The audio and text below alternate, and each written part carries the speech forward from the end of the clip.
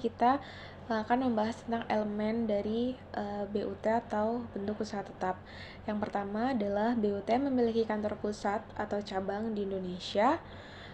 BUT memiliki kedudukan tetap seperti pabrik, gudang, atau kantor. Selanjutnya, BUT melakukan kegiatan operasional seperti produksi, penjualan, atau jasa. Penggunaan sumber daya, BUT ini menggunakan sumber daya lokal seperti tenaga kerja, peralatan, atau teknologi. Selanjutnya adalah BUT terlibat dalam kegiatan ekonomi seperti perdagangan, jasa, dan industri. Beberapa hal yang perlu diingat adalah tidak semua subjek pajak luar negeri dapat menjadi bentuk usaha tetap, namun hanya yang memperoleh penghasilan dari menjalankan bisnis atau aktivitasnya. Tidak ada isu BUT bila SPLN atau subjek pajak luar negeri hanya memperoleh penghasilan dari pekerjaan seperti gaji atau upah dan penghasilan dari modal yang berupa bunga, dividen, sewa, dan royalti. SPLN atau subjek pajak luar negeri dapat menjadi BUT apabila memenuhi 4 elemen yang sebelumnya kita jelaskan. BUT ini merupakan subjek pajak yang perlakuan perpajakannya dipersamakan dengan subjek pajak badan yang berupa material dan formal. Kita akan membahas tentang perwujudan bentuk usaha tetap. Di sini perwujudan BUT dibagi menjadi 6 bagian. Ada BUT dalam bentuk fisik atau aktiva, BUT proyek, BUT jasa, BUT agen, BUT asuransi, dan yang terakhir ada BUT e-commerce. Yang pertama, BUT fisik atau aktiva. Ini terdiri dari tempat kedudukan manajemen, cabang perusahaan, kantor perwakilan, gedung kantor, pabrik, bengkel, gudang, ruang untuk promosi dan penjualan, pertambangan dan penggalian sumber alam, wilayah kerja pengeboran migas, dan yang terakhir adalah perikanan, peternakan, pertanian, perkebunan, atau kehutanan. Selanjutnya ada BUT proyek. BUT proyek ini terdiri dari proyek konstruksi, instalasi, dan proyek perakitan. Berikutnya BUT dalam perwujudan jasa. BUT dalam jasa ini termasuk ke dalam pemberian jasa dalam bentuk apapun oleh pegawai atau orang lain sepanjang dilakukan lebih dari 60 hari dalam jangka waktu 12 bulan. Selanjutnya ada BUT agen. BUT agen ini adalah orang atau badan yang bertindak selaku agen yang berkedudukannya tidak bebas. Selanjutnya ada BUT asuransi. BUT asuransi ini adalah agen atau pegawai dari perusahaan asuransi yang tidak didirikan dan tidak berkedudukan di Indonesia yang menerima premi asuransi atau menanggung resiko di Indonesia. Dan yang terakhir adalah BUT dalam wujud e-commerce. Di sini termasuk komputer, agen elektronik, atau peralatan otomatis yang dimiliki, disewa, atau digunakan oleh penyelenggara transaksi elektronik untuk menjalankan kegiatan usahanya melalui internet. Dalam teks terti, tes waktu dianggap timbulnya suatu BUT di Indonesia pada umumnya lebih lama ketimbang tes waktu yang diatur dalam Undang-Undang PPH. Misalnya, tes waktu untuk pemberian jasa lain-lain sesuai Undang-Undang PPH adalah 60 hari dalam jangka waktu 12 bulan. Tetapi untuk teks terti, Indonesia sampai Australia adalah 120 hari dalam 12 bulan atau lihat tabel 2. Perbedaan ini timbul dari hasil kesepakatan wakil dari kedua negara di dalam perundingan. Negara-negara maju (developed country) cenderung menginginkan tes waktu yang lebih lama sehingga kemungkinan timbulnya suatu BUT sehubungan dengan jasa konstruksi ataupun pemberian jasa-jasa lainnya di Indonesia dapat dihindari, sehingga atas penghasilan yang diterima atau diperoleh oleh perusahaan asing di Indonesia tidak dikenai pajak di Indonesia. Cakupan penghasilan suatu BUT.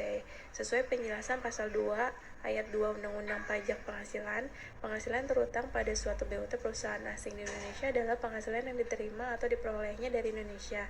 Dan sesuai pasal 5 ayat 1 Undang-Undang Pajak Penghasilan diatur mengenai cakupan penghasilan suatu BUT perusahaan asing di Indonesia, yaitu 1. Sesuai attribution rule, penghasilan suatu BUT perusahaan asing di Indonesia adalah penghasilan yang berasal dari kegiatan usahanya di Indonesia. Misalnya, apabila BUT perusahaan asing tersebut bergerak di bidang perdagangan, maka penghasilannya di Indonesia adalah penghasilan yang berasal dari kegiatan usaha perdagangannya di Indonesia. Yang kedua, sesuai force of attraction rule, penghasilan suatu BUT perusahaan asing di Indonesia adalah termasuk penghasilan kantor pusatnya dari Indonesia yang diperolehnya dari kegiatan usaha yang sejenis dengan kegiatan BUT-nya yang di Indonesia. Dengan demikian, penghasilan yang diterima atau diperoleh kantor pusatnya dianggap sebagai penghasilan BUT di Indonesia. Yang ketiga, sesuai effectivity connected rule, penghasilan pasif misalnya bunga dan royalti yang diterima atau diperoleh kantor pusatnya dan memiliki hubungan efektif dengan kegiatan usaha BUT-nya di Indonesia dianggap sebagai penghasilan BUT-nya di Indonesia. Pajak penghasilan badan dan branch profit tax. Perlakuan perpajakan suatu BUT perusahaan asing di Indonesia diperlakukan sama dengan wajib pajak dalam negeri lainnya, yaitu antara lain: 1. Kewajiban perpajakan tahunan. Di antaranya ada lapor dan setor PPh pasal 29 atas laba usaha, badan PPh, badan terutang atau tarif progresif, yang terdiri dari 10% kali 50 juta, yang kedua 15% kali 50 juta, dan yang ketiga 30% kali sisanya. Lapor dan setor PPh pasal 25 atas angsuran PPh badan. Yang pertama ada 1 per 12 bulan kali PPh badan terutang dikurangin kredit pajak PPh pasal 21, 22, 23, dan 24. Kewajiban perpajakan bulanan. Yang pertama ada memotong PPh pasal 21 atas gaji yang dibayarkan kepada karyawan WNI. Yang kedua, memotong PPh pasal 23 atas pembayaran bunga atau royalti, pembayaran jasa, dan pembayaran sewa. Yang ketiga, ada memotong PPh pasal 26 atas gaji yang dibayarkan pada karyawan warga negara asing. Yang keempat, memotong PPh pasal 24 ayat 2 final atas pembayaran sewa tanah dan bangunan. Baik, dalam rangka menentukan besarnya penghasilan kena pajak taxable income suatu bentuk usaha tetap perusahaan asing di Indonesia, pembayaran ke kantor pusat yang tidak boleh dikurangkan sebagai deductible expense diantaranya adalah ada royalti atau imbalan lainnya yang berhubungan dengan penggunaan harta, paten, atau hak-hak lain. Imbalan yang berhubungan dengan jasa manajemen dan jasa lainnya, bunga, kecuali bunga yang berkenaan dengan usaha perbankan. Selain itu, biaya administrasi kantor pusat yang dialokasikan ke bentuk usaha tetapnya di Indonesia yang dapat dibebankan hanya sebesar rasio antara jumlah penghasilan bentuk usaha tetapnya di Indonesia dengan jumlah penghasilan globalnya dikalikan dengan jumlah biaya administrasi kantor pusat. Insentif pajak yang diperoleh suatu bentuk usaha tetap perusahaan asing di Indonesia adalah pembebanan pajak penghasilan pasal 26 ayat 4 atas brand profit tax apabila memenuhi persyaratan yang bersifat kumulatif, yaitu penanaman kembali dilakukan atas seluruh penghasilan kena pajak setelah dikurangi pajak penghasilan dalam bentuk penyertaan modal pada perusahaan yang baru didirikan dan berkedudukan di Indonesia sebagai pendiri atau peserta pendiri. Terus ada lagi penanaman kembali dilakukan dalam tahun pajak berjalan atau selambat-lambatnya tahun pajak berikutnya dari tahun pajak diterima atau diperolehnya penghasilan tersebut, dan tidak melakukan pengalihan atas penanaman kembali tersebut paling sedikit dalam jangka waktu 2 tahun sesudah perusahaan tempat penanaman dilakukan produksi komersil. Kesimpulannya, bentuk usaha tetap adalah subjek pajak luar negeri yang memiliki fleksibilitas dan keragaman jenis, sehingga di dalam praktiknya sulit untuk melakukan pengawasan terhadap kepatuhannya. Misalnya keberadaan suatu bentuk usaha tetap perusahaan asing yang tergolong bentuk usaha tetap aktivitas di Indonesia hanya sepanjang perusahaan asing tersebut menjalankan usahanya di Indonesia. Apabila perusahaan asing tersebut sudah tidak memiliki kegiatan di Indonesia karena proyeknya selesai, maka kewajiban subjektifnya berakhir bersamaan dengan perusahaan asing tersebut meninggalkan Indonesia. Perlu partisipasi masyarakat dunia usaha untuk menginformasikan keberadaan suatu bentuk usaha tetap perusahaan asing di Indonesia. Misalnya, PT Indosat melakukan engineering dan procurement kontrak atau EPC dengan perusahaan kontraktor asing, sebaiknya menginformasikan secara dini kepada kantor pelayanan pajak tempat ia terdaftar. Contoh lainnya, apabila perusahaan yang bergerak di bidang minyak dan gas bumi seperti Pertamina dan ConocoPhillips menunjuk service provider company untuk melakukan turnkey project, maka disarankan agar segera menginformasikannya kepada kantor pelayanan pajak badan dan orang asing.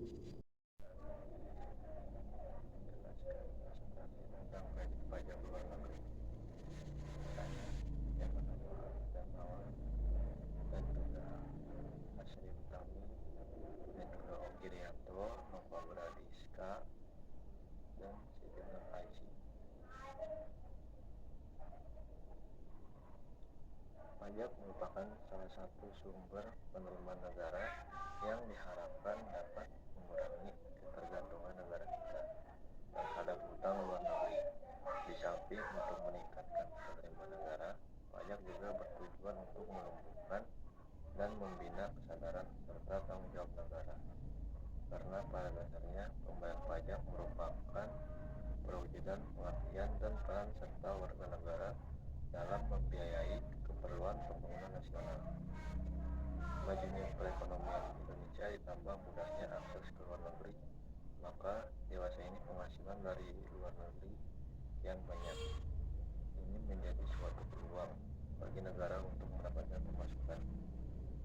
Dengan berkembangnya kondisi bisnis internasional, maka penghasilan yang diterima wajib pajak dalam negeri juga beragam, baik penghasilan yang berasal dari dalam negeri maupun penghasilan yang berasal dari luar negeri. Objek pajak ini akan diatur pemerintah dalam PPh pasal 24 dengan melaporkan usaha kita terutama atas penghasilan dari luar negeri akan memberikan keuntungan bagi wajib pajak, karena pajak yang sudah dibayar di luar negeri dapat dikreditkan pada akhir tahun pelaporan SPT tahunan badan atau perorangan. Menurut ketentuan perpajakan, wajib pajak dalam negeri terutang pajak atas penghasilan kena pajak yang berasal dari seluruh penghasilan yang diterima atau diperoleh baik dalam negeri maupun dari luar negeri. Pengertian kredit pajak luar negeri atau KPLN berdasarkan UU nomor 7 tahun 1943 tentang pajak penghasilan dengan perubahan terakhir dengan UU RI nomor 36 tahun 2008 tentang pajak penghasilan. Pasal 24 ayat 1, kredit pajak luar negeri atau PPh pasal 24 adalah pajak yang dibayarkan atau terutang di luar negeri atas penghasilan dari luar negeri yang diterima atau diperoleh wajib pajak dalam negeri boleh dikreditkan terhadap pajak yang terutang berdasarkan Undang-Undang UI dalam tahun pajak yang sama. Pajak penghasilan pasal 24 atau kredit pajak luar negeri merupakan perhitungan rata besar jumlah pajak yang sudah dibayar atas penghasilan di luar negeri, dan pajak tersebut dapat dikreditkan atau dikurangkan dari penghasilan yang ada di dalam negeri sehingga menghindari pengenaan pajak berganda. Di sini saya akan menjelaskan tentang subjek dan objek kredit pajak luar negeri. Menurut Undang-Undang Pajak Penghasilan Nomor 36 Tahun 2008, yang termasuk ke dalam subjek kredit pajak luar negeri adalah yang pertama, wajib pajak yang memiliki kewajiban pajak di Indonesia dan telah membayar pajak di luar negeri. Yang kedua, badan usaha yang berkedudukan di Indonesia dan memiliki cabang atau anak perusahaan di luar negeri. Yang ketiga adalah perorangan yang memiliki penghasilan dari luar negeri dan wajib melaporkan pajaknya di Indonesia. Selanjutnya adalah objek kredit pajak luar negeri. Yang pertama adalah objek pajak penghasilan atau PPh yang telah dibayar di luar negeri. Yang kedua, pajak atas penghasilan dari usaha atau kegiatan di luar negeri. Yang ketiga, objek atas penghasilan dari investasi di luar negeri. Dan yang terakhir, objek kredit pajak luar negeri adalah pajak penghasilan dari jasa atau pekerjaan di luar negeri. Selanjutnya adalah syarat dan ketentuan kenapa bisa termasuk ke dalam subjek dan objek kredit pajak luar negeri. Yang pertama adalah wajib pajak harus memiliki bukti pembayaran pajak di luar negeri. Selanjutnya, pajak yang dibayar di luar negeri harus sesuai dengan ketentuan perpajakan yang ada di Indonesia. Yang ketiga adalah wajib pajak harus melaporkan pajak yang dibayar di luar negeri dalam SPT atau Surat Pemberitahuan Tahunan. Selanjutnya yang terakhir adalah kredit pajak luar negeri hanya dapat diperhitungkan sebagai pengurang pajak penghasilan di Indonesia. Penggabungan penghasilan PPh pasal 24 atau kredit pajak luar negeri. Penggabungan penghasilan dari luar negeri dilakukan sebagai berikut. Untuk penghasilan dari usaha dilakukan dalam tahun pajak diperolehnya pajak penghasilan. Untuk penghasilan lainnya seperti penghasilan bunga, sewa, dan penghasilan lainnya dilakukan dalam tahun pajak diterimanya penghasilan tersebut. Sedangkan untuk penghasilan berupa dividen, untuk mengurangi kemungkinan penghindaran pajak, maka terhadap penanaman modal di luar negeri, selain pada badan usaha yang menjual sahamnya di Bursa Efek, Menteri Keuangan berhak untuk menentukan saat diperolehnya dividen.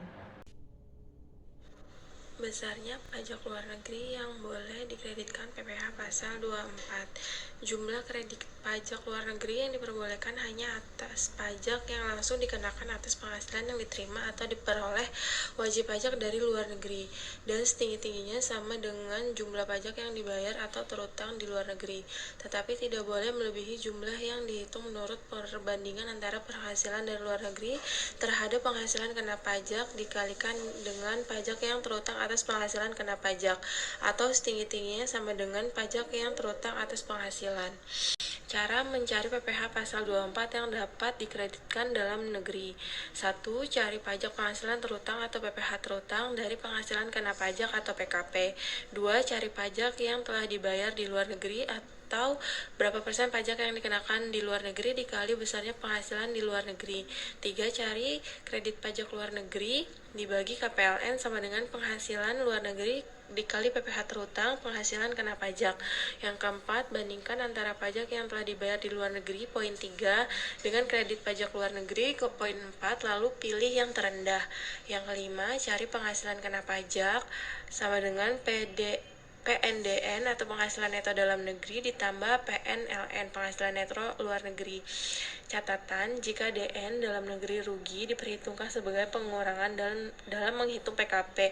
Jika LN luar negeri rugi tidak diperhitungkan sebagai pengurangan dalam menghitung PKP atau diabaikan. Jumlahkan poin 5 untuk mencari besarnya PPh pasal 24 yang dapat dikreditkan. Kesimpulannya, kredit pajak luar negeri adalah fasilitas pajak yang memungkinkan wajib pajak mengkreditkan pajak yang telah dibayar di luar negeri terhadap pajak penghasilan di Indonesia.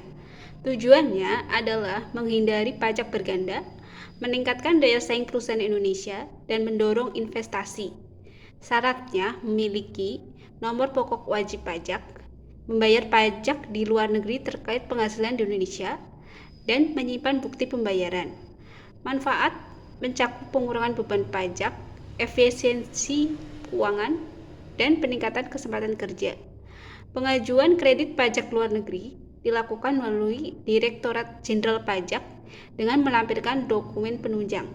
Demikianlah presentasi dari kelompok kami. Semoga bermanfaat. Terima kasih.